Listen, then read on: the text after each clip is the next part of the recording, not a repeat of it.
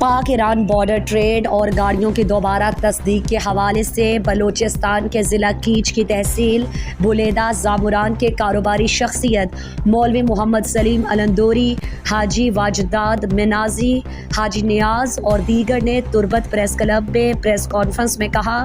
کہ سرحدی تجارت کرنے والی گاڑیاں 8 دفعہ ری ویریفیکیشن کروائی ہیں۔ ایف سی نے سخت مرحلے کے بعد گاڑیاں رجسٹریشن کی ہیں، اس لیے پہلے مرتب کی گئی لسٹیں شفاف ہیں۔ ہمیں کوئی اعتراض نہیں ہے، ہمیں مزید ویریفیکیشن کے عذاب سے نہ گزارا جائے اور ہمارا مطالبہ ہے کہ بارڈر ٹریڈ کے مسائل پر صرف کاروباری افراد سے مشاورت کی جائے۔ انہوں نے مزید کہا، علم ہے کہ مکران ایک بارڈری علاقہ ہے اور مکران میں ہمارے جتنے کاروبار ہیں وہ چھوٹی چھوٹی گاڑیوں پہ بہت مشکل سے اس کی انتظامات غریب لوگوں نے کر کے اپنے روزی روٹی کے تلاش کے لیے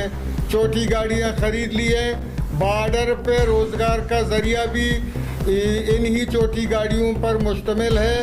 اور آپ لوگوں کو معلوم ہے کہ صدیوں سے یہ جو سلسلہ بارڈری روزگار کے تلاش میں چلتا آ رہا ہے، اس کے لیے مختلف مسائل سے بارڈر دوچار ہوتا آ رہا ہے۔ جب سے بارڈر میں یہ باڑ وغیرہ لگانے شروع ہو گئے، اس کے بعد سیکورٹی انتظامات کی مد میں بارڈر میں یہ جو لسٹنگ سسٹم شروع کی گئی ہے اور اس کی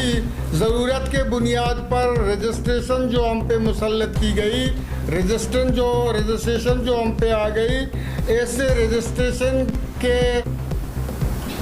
بارے میں ہم مختلف